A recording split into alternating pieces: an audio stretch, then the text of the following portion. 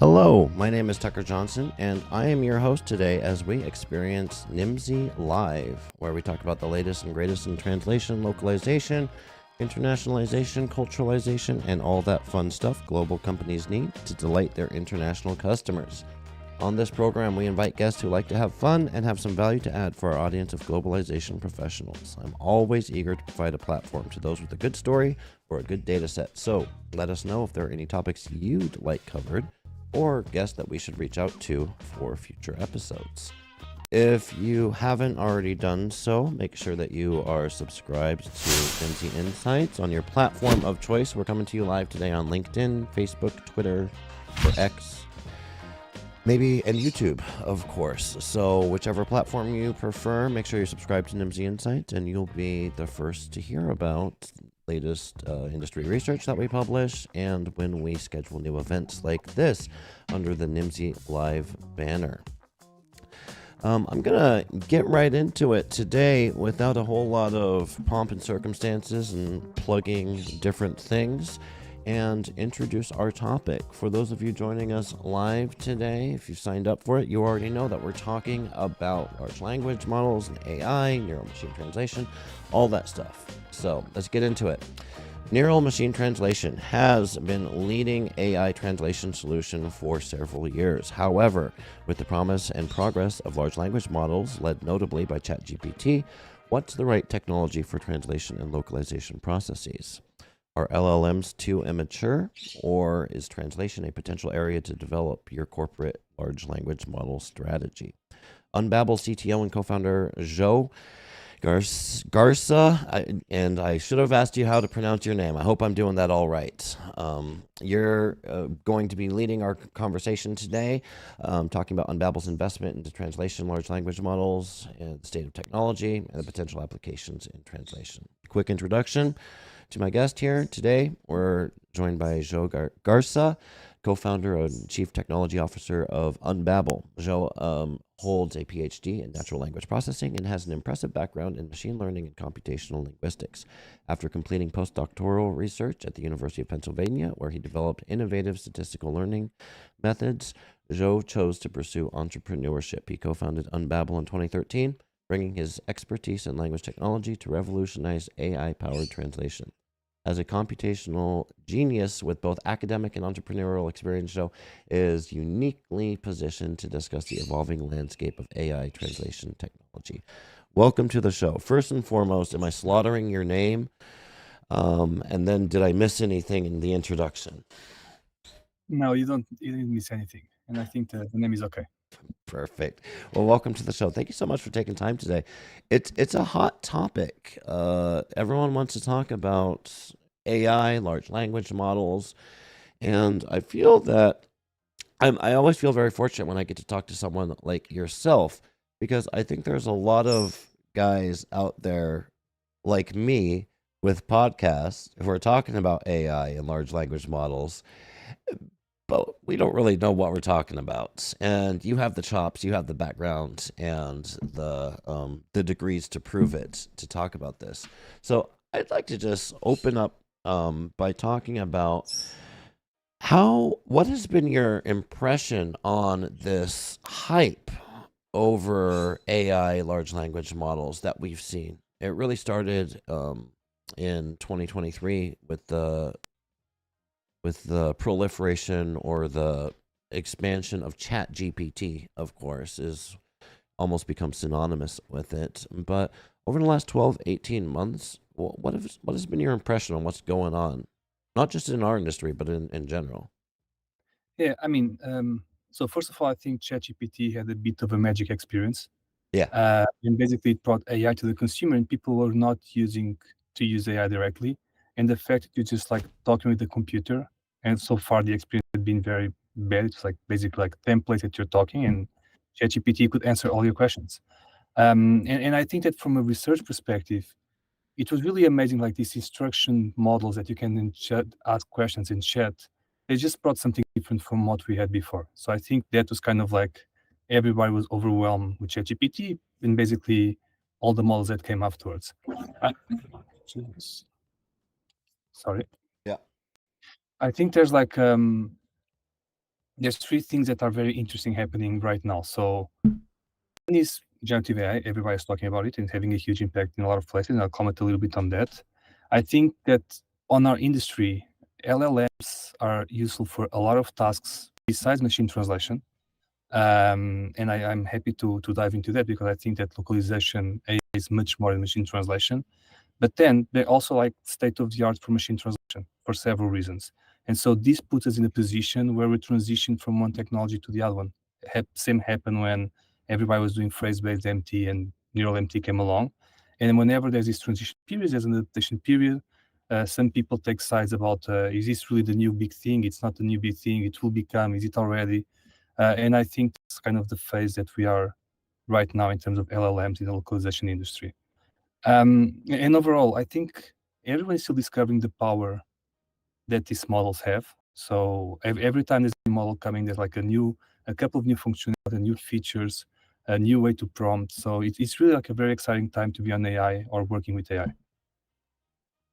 Yeah, I feel that so companies like you, people like you had this is part of your background.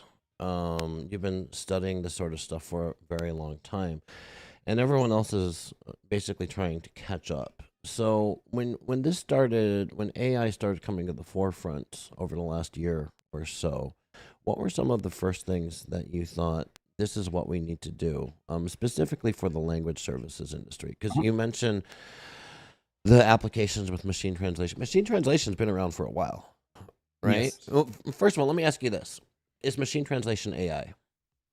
Yes. Okay, perfect, settled. Because that's what I've been telling people. We've been using AI in this industry for a very long time, and I think that's a very compelling conversation to have because right now, especially on the enterprise side, lots of buyers of localization services, their bosses are coming to them and saying, "What are you doing with AI?" And I think a very interesting way to start that conversation is, well, we've been using AI for quite some time. It's called machine translation. Yes. But how are large language models and machine translation? How are they related? How do they complement each other? And what are the additional applications for AI? Okay. So let's start. So first of all, machine translation was probably the first application of AI, the thing that started the field or that started a lot of the practical applications. And So, if you think, so it's fair to say that our industry, the language services industry, has been doing AI since way before it was cool, right? yes, and also it's also fair to say that the model that is behind LLMs, the transformer model, was made for translation. It was a model that was created to do machine translation. So the thing is, like, I think that LLMs were less disruptive on the translation industry than they were in other industries because we're already using like transformer models and large language models, maybe not so large, for a long time. And for other industries, this has basically become the new thing. I mean, all this discussion about humans being replaced or not being replaced, I mean, we've been dealing with that for at least since Unbabel was born 10 years ago with machine plus editing, right? The combination between AI and humans to a certain extent. Um, so I think so neural MT again is a transformer model, and basically large language model is also a transformer model. It's trained differently, so it's trained on like not just bilingual text, just like general data can have different languages, and it's trained to answer questions. And one of the questions can be, can I translate this from A to B? It's much bigger. Yep. And so the question is, does this size compensate the fact that it's not trained specifically for translation? And I think the answer is yes. And the results show that just asking the simple question, can I translate from A to B? The latest LLMs already perform better than the best NMTs. Now, is Wait, it like say that again. The large language models are performing better yeah, than the traditional machine translation models. yeah. Interesting. With this basic prompt, but this is just the beginning Okay. because and the difference is not that big because again, if you're doing a neural machine translation with a large language model, you're not that far away from a LLM. It's just the training is different. Like if you look at the model from the no language left behind, it's a huge LLM. It's just Okay. ranges for translation. So it's not that like they're not that far apart. It's not that they're different things. It's actually like a So very similar the model. foundational technology Yes. is the same. Okay. The difference is like you can have a neural MT that is much smaller, like 100 million parameters as opposed to like billion parameters. Now the thing is like because large language models allow this declarative way to pass information, where you can say, translate this from English to Spanish, but translate this for customer X, style guides are these, and terminology is that. And by the way, I already translated these previous sentences.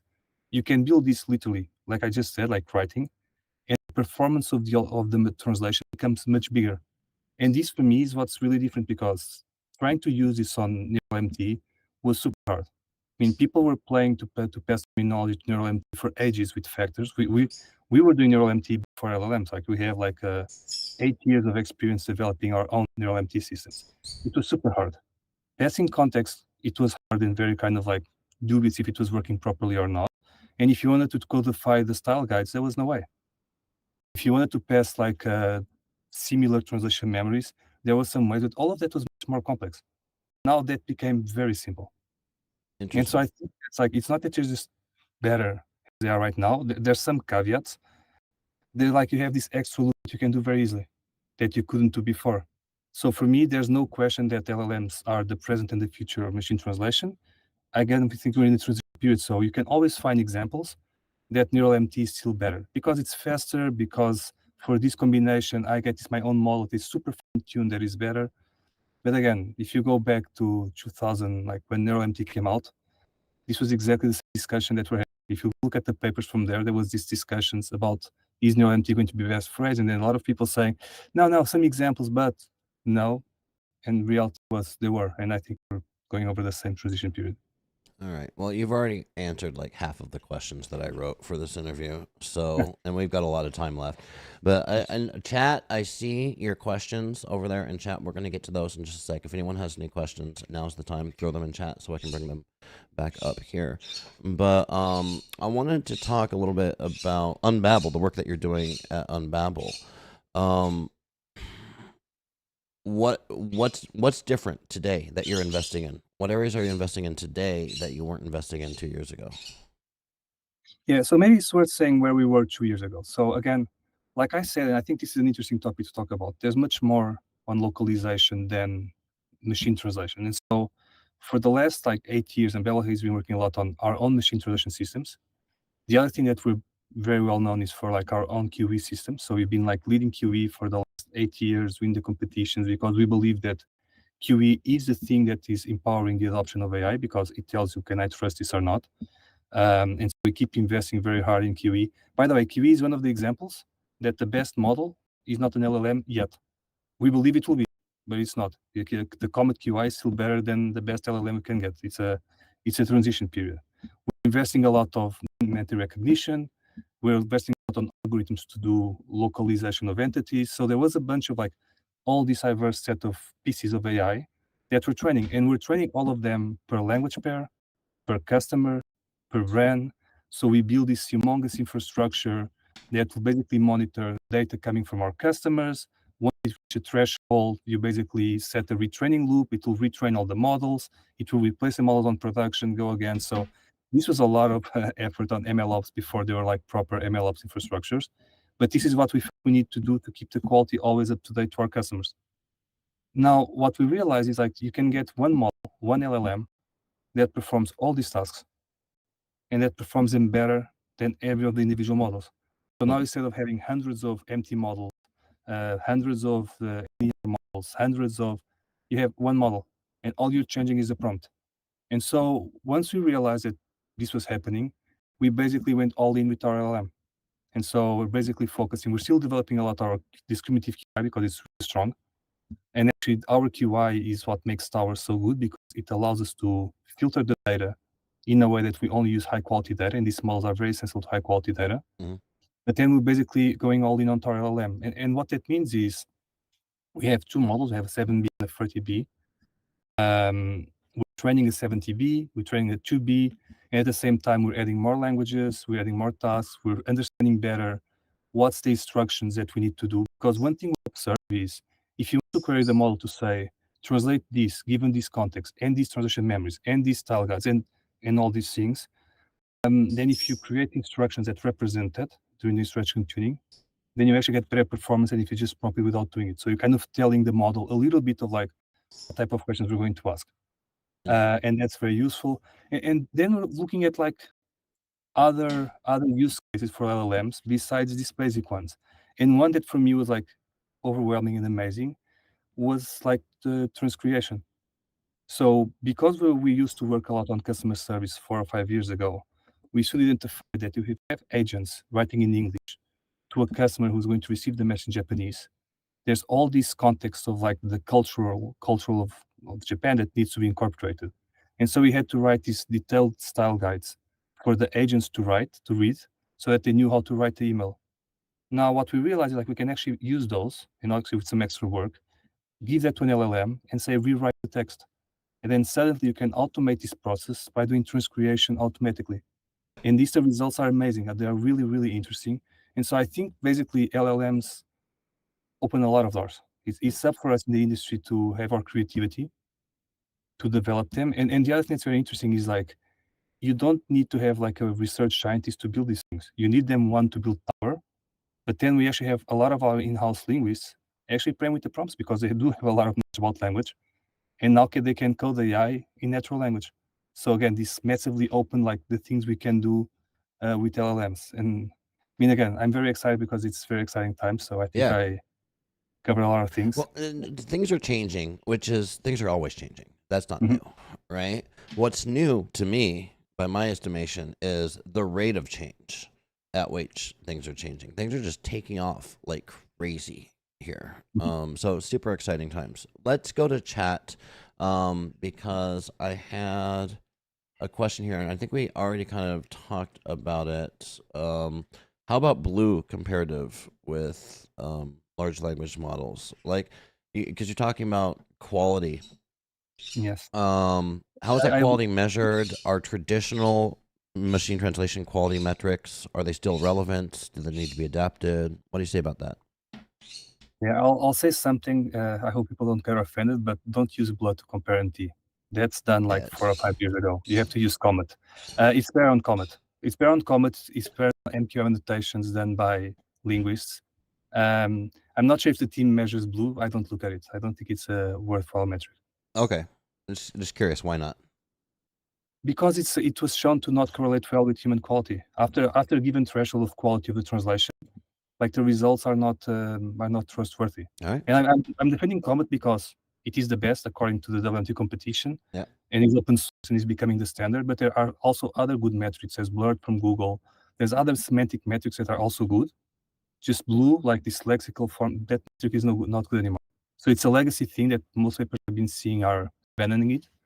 Still holding it, but I don't think it's something that we should use. All right. I feel like we could have a whole podcast on that topic, but I'd need to bring someone besides myself who can ask better questions. So and also bring someone that can give better answers, to be honest. Yeah, we should have a debate, organize a debate. I can moderate a debate, but I can't ask intelligent questions about blue scores. So, all right, thanks for that. I see some more questions here. Hello, everybody in chat. Raphael asks, Joe, do you think that at this moment the massive amount of English data has an influence on large language model performance? It's known English usually comprises 95% of data and other languages 5%. What do you think? Yes, I do. And that's exactly. So basically, let me tell you a bit what Tower is, because I think that's important. Tell a little bit the story, because that's talk about the product that you've developed.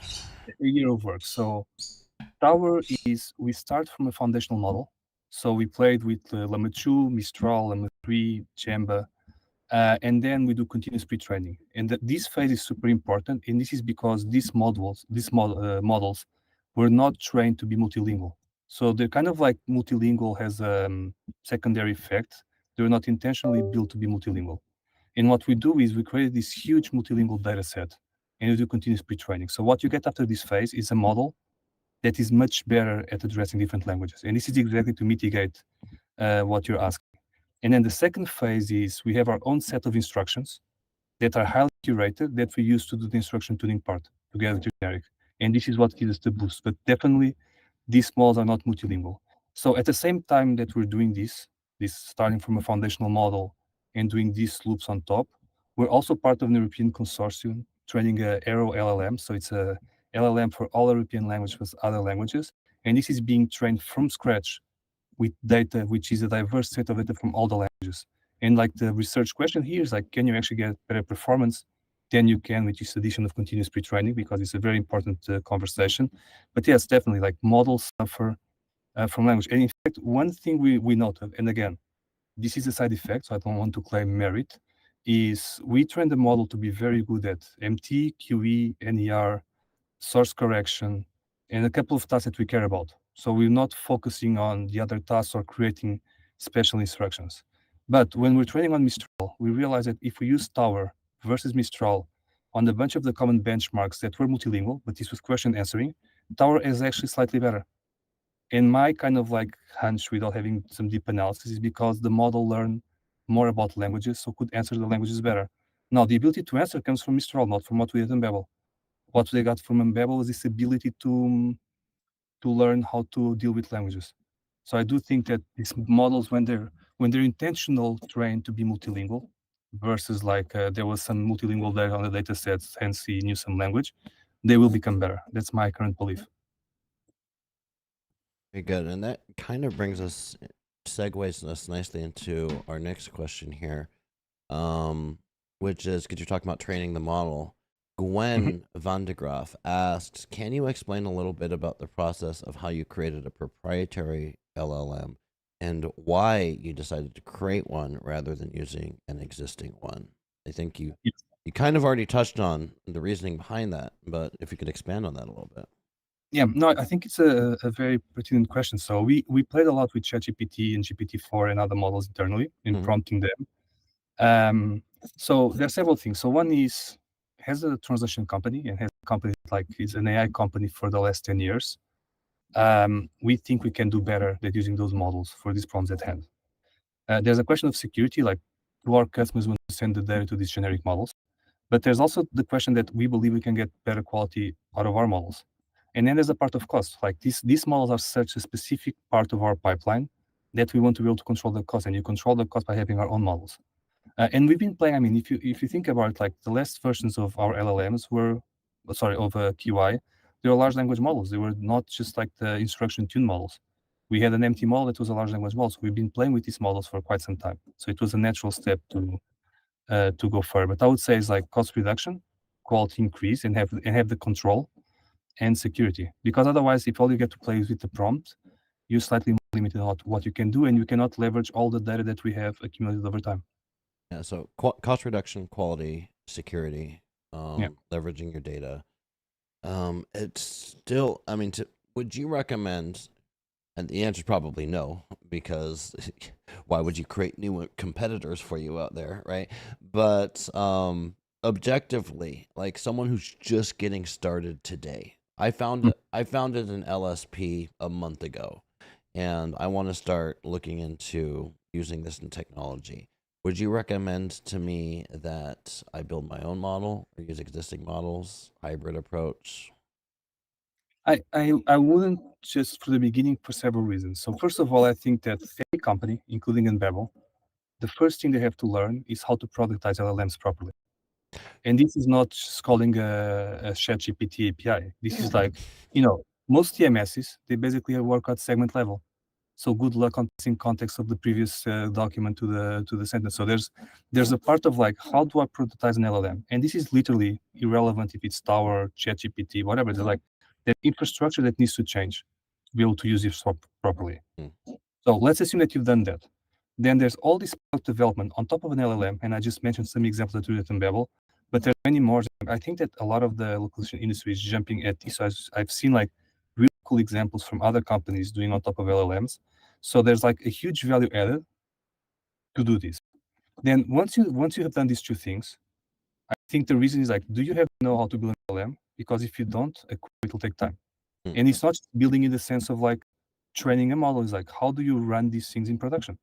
These things consume GPUs. You need to know how to do scale down to zero. Otherwise, you'll pay a huge amount of, there's a lot of know-how of just running these beasts, training these beasts that you need to have.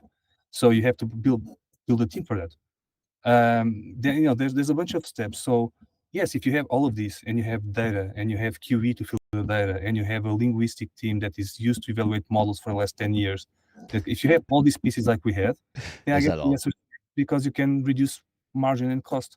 But is this my first step? No, and it was not my first step at Unbabel, our first step was let's adopt LLMs and see how they work on the pipeline, because I think that's where a lot of the value is coming from. I think then Tower brings another percentage of optimization. But if you're just starting as an LSP, there's so many interesting things that you can do right now. Like look at the particular use case of localization that no one is looking at and solve it. So for instance, like think about when you need to look at a picture to do a translation. Like I remember like some eBay content from a long time ago that killed my brain, because you really have to use the picture to understand what you're translating.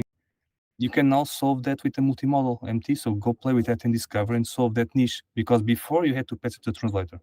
Yeah. Now you can do something different. Another example, remember that specific instruction that you have to do, like the top-level instruction that you have to pass to the translator so to be able to do good translation. There was no way you could pass it to the LLM. Now you can. Yeah. So there's so many things that now you can, that my first option was not going to be let's implement an LLM from scratch. Yeah. Great answer. Thank you.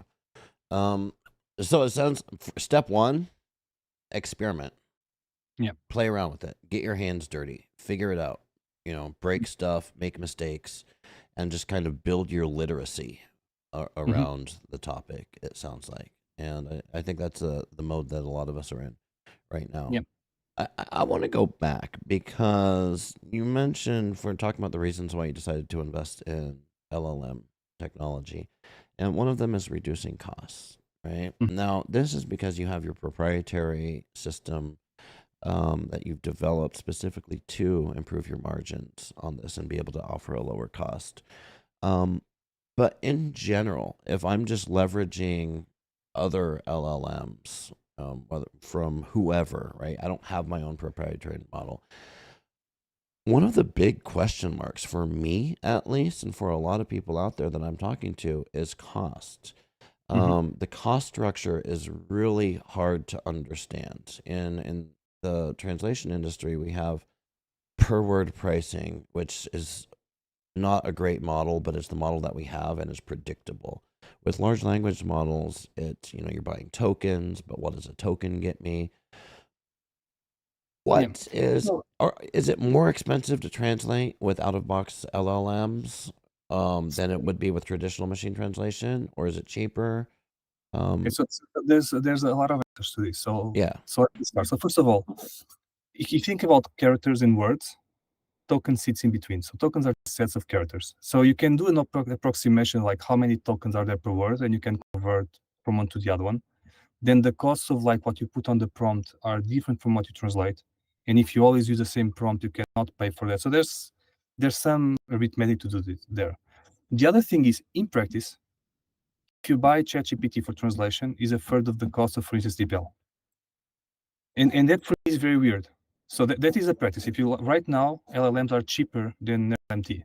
Really? And if you look at the intent to report, I think they say on average 10x. I don't know exactly the value, but that's the value there. So it's in general, they're cheaper. Now, I don't understand why. And so my theory, and again, this is like my theory, I don't have nothing to support, is that there's such a war for like what's the LLM that wins, that they are sponsoring a lot of the costs, because these models are much bigger than MT. If you think about it, like what costs money on running these things is the size of the model. So running a transformer model for neural MT, which is slightly different than an LLM. An MT is an encoder-decoder, LLM is just decoder, but they're very similar. It's not about being neural MT or LLM, it's about the number of parameters.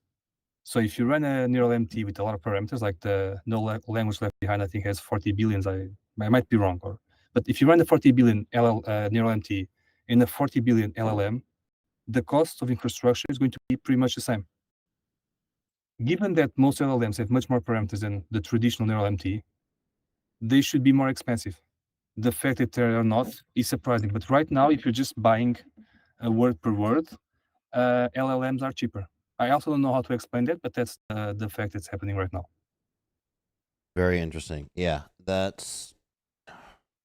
it makes me. I don't want to put my tinfoil hat on, right? But like you were alluding to, I'm wondering if there's if prices are artificially low at this period, and then they're going to jump up. Maybe. But also consider that when you're buying these APIs, you're paying like a 90% margin for all the companies, or 90-something% margin of software. So you always have, like, if you build it your own and develop your own, Yeah, Yeah. And one option Then is just, you can charge a 90% margin if you develop your own, right? yeah, we're all here All to it like takes is make the data. what we do. Yeah. So Another question coming up. Thanks, chat. You guys are keeping the conversation going here. Let's go to David Clark here.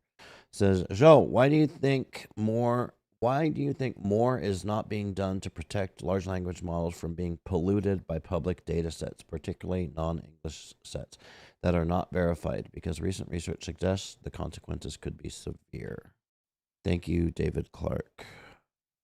I mean, I'm not sure what polluted means. If it's like because of some toxic behavior, or if it's because there are tests that you used to evaluate, or if it's because they don't have quality. I can tell that we saw over this year a huge improvement on quality by using QI to filter out sentences, to filter Now, out things that don't have quality. you've mentioned QI before. What is Yeah. QI? QI is quality estimation. So it's an algorithm that basically, given two sentences, tells what's the quality of the translation. Okay. This is something that we've been working for at least 9 years. There's a short task on WMT. It involves, so it used to be just like, what's the effort to correct? Okay. Then it went to a score, then you can have error annotation. So you can do a lot of stuff now, but it's pretty big on the translation industry right now. Everybody's talking about it this year. Yeah. I just hadn't heard QI before. Or are you saying QE? Is it QE or QI? So QE is quality evaluation. Right. And that we have something which is called QI, which is quality intelligence, which is basically a way Okay. to group scores of QE into buckets that are more meaningful and to predict MQM-like scores. Interesting. Okay. Yeah, I just never heard that before. QI. I need to get out more often. Okay. Great. So let me try to rephrase what I think David's question is behind. When it comes to training models using data sets, and you can talk about your model, you can talk about the other public models out there, what sort of due diligence is going into making sure that the data is high quality? Meaning, let's just go with like accurate, right? We live in the world of, say what you will about this, but we live in the world of quote unquote fake news, right? So there's all sorts of data out there. Not all of it's necessarily verified. Some of it's not verifiable, right? So before feeding a data set into an engine, what do you do to make sure that it's top So notch? let me break this into two parts. I think there's the foundational model part. Like if you're training a Llama 2 or ChatGPT, I mean, I don't know all that they do. I think they do effort to try to clean the data, but it's very hard with that amount of data to check factuality because you Right. don't have written that says this is factual or not. And actually, I think most of the problems doesn't come from that. Most of the problems come because we don't agree what's factual and what's not factual, and so we get what the internet says. So, on our case, if you think that we're working like we're training them all to be very good at translating stuff, basically the factuality means is what on the target corresponds to what's on the source. We're not saying is the source correct or not. Which, by the way, For it's now, for now, right? we're doing a project for the medical domain, Uh-huh. and one of the challenges is okay. So we can give you QE for linguistic quality. We're now developing something really cool, which is do we adhere to the European guidelines, which is basically like just a complex style guide that you can make an LLM say, okay, you're adhering on this. Think about it like another quality annotation, but you can check if the thing is factual or not. Like an algorithm to tell if something is factual is very hard. I would love to work on that, but we're not working on that. Yeah. Now, in terms of like the factuality, like is this translation a good translation of the other one? This is exactly what QE does and what QE is very good at. Okay. And so what we did on the steps that we did that care about the multilinguality and like are you translating properly, basically what we have is this algorithm that we pass to all the data that we train, and we discard all the data that is not good. Or sometimes we just tell our community to say correct these ones and put them back here. Okay. Yeah. This also generates, by the way, there's something really cool, which is you can basically now have a loop that every time there's an error, you correct the sentence and basically you just tell the model you already has an instruction. And because we're using RAG with the closest sentences, you basically correct it and it's used on the next iteration. So the loops to basically correct errors when you have human in the loop or not became much faster and much more efficient. which is also very, very cool. That's yeah, and to me that's crazy, right? Like I remember the first conversation I had about this was months and months ago. But just still to me it's crazy this idea that the machines are evaluating the machines, right? Yeah. And it's like, all right, well, what do they need us for, right? And I don't fully understand it myself, but it is a crazy concept. Let's go to back to Gwen here in the comments. Thanks, David, for your question. Um, Gwen asking, thanks for the answer to my first question. One more for you. With the pace of change of technology in our industry, do you think that large language models are going to be able to handle languages of lesser diffusion? Great question. Yes. Examples: Hmong, Navajo, etc. Accurately within the next few years, or do you think some languages will be left out of this revolution? I feel like these types of languages are the final frontier for a lot of the industry's technology. Couldn't have said it better myself, Gwen.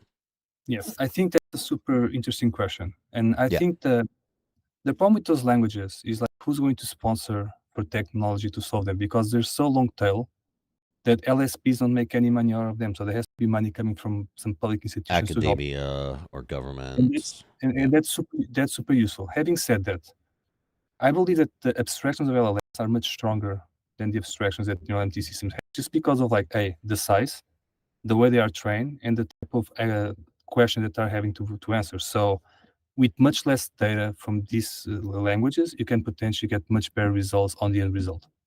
The other thing that I don't know if So it was let me just stop there, just to clarify, because you say something that's really smart, and I need to dumb it down for myself. So you're saying nowadays with the new technology, it takes less data to feed into it to get good results than it did 5 years ago. that's my belief. Okay. Just because like the way I see it is like abstractions that you're creating on language are much stronger with these huge language models. Okay. And so if you think about it, whenever you add a language, you're basically just trying to align the representations from one language to the other. And it's okay, this concept that matches in English now matches on this language. Then you need less data to do so. The other thing that I think it would be really interesting, I don't know if there's work on this area, so I'm just basically completely making this up, is because you have a lot of example that you can use these models to generate data to train models. And there's this loop that the model is generating the data is training and actually improves on the data. And what I So think, so not only are the machines evaluating the machines are training the machines. but think about it, like language is patterns. And these machines are way better than humans to recognize and generate patterns. So I think that's the underlying thing. Now, what I think is interesting is these slow, very long tail languages, they lack like they lack data just because they're long tail. Yeah. But I'm quite sure that somebody could actually write a grammar for them. And grammar is not going to encompass all the exceptions of a language. That's why rule-based systems never won. But I mean, they, hell, maybe they the machine can write a grammar for him, well, right? If don't it you analyzes a data set and I'm says, not sure if the machine will have enough data to generate a grammar. It's kind of like the chicken and the egg, but maybe you can write the grammar to generate some data to train the machine to improve on that language. yeah, So I think there's a lot of interesting research that can be done. And here's the interesting part: by linguists. So you don't need to have an AI researcher doing this, which is normally concerned about models and not about the themes of the language. You can have linguists playing with this, like get the grammar, use them all to generate data, get that data to like iterate a little bit on the model learning, is it better on the language, and kind of like go in loops and try to make it better. So I think my point is it's much better to make these models better to really long tail languages than it was with the previous technology. This technology is much more powerful. I'm loving this conversation because you've said several things today that are not what I'm hearing out there in the ether, which is awesome because it's providing a different viewpoint on this. Typically, I hear long tail languages are going to get left out because there's just not enough data to exist, right? Like in a couple weeks, I'm talking to the folks over at Bolingo Consult. They do a lot of work preserving and promoting African languages, for example. And last time I talked to them, and sign up for that podcast, by the way, listeners. It's going to be good. Last time I talked to them, the challenge was that there's just not enough data. There's not enough written content to feed into the machines.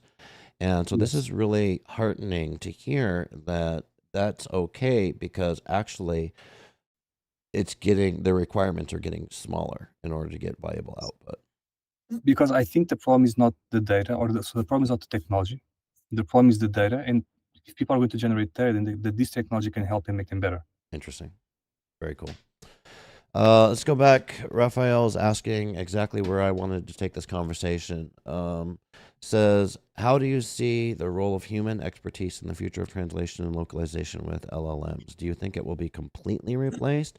I ask this because data can be comprised not only for factuality, but also quality, e.g., bad translations, truncated data on the internet, etc. This is a big question. Lots of nuance in there, but go for it. It is a huge question, and this is actually the question that investors have been asking me for the last 10 years in very different forms. Like, is ChatGPT going to kill Unbabel? Is Google Translate going to kill Unbabel? So, several points. So, first of all, as it stands, the best LLM for translation, the quality produced is still not at the levels that our customers need. So, we still have humans that are going to review the loop. Is this going to change? Probably. When? I don't know. Having said that, there's always I think translators are going more to the role of like linguists, like correcting the model, teaching the model, creating new applications for the model, like this, writing the prompts. So I don't think they'll go away. I think they'll have a lot of work. What I was thinking going to do is, because it's going to be much more machine, and again, not just machine translation, I think there's a pipeline of machine modules to get a good translation, and machine translation is just one of them. Basically, they're going to be able to be the ones coaching those systems, creating those systems. So I don't think they'll run out of work. I do think that there's like an idea, and again, this is another idea that I haven't explored, so take it as is, that is super interesting, which is think about this. I'm a translator. Yeah. Right now, I'm bounded by the amount of words that I can translate per hour.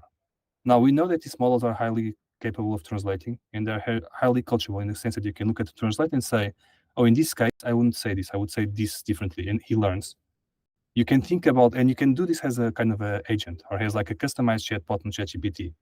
Now, think that you're a translator, but actually what you have is you have 10 chatbots from your, like 10 chat translators that you coach for specific domains, where you do the research and you add the research to the model. Basically, you become a little bit like a Pokemon coach, where each Pokemon is like a specific translator that is translated. And so you maximize your throughput as a translator.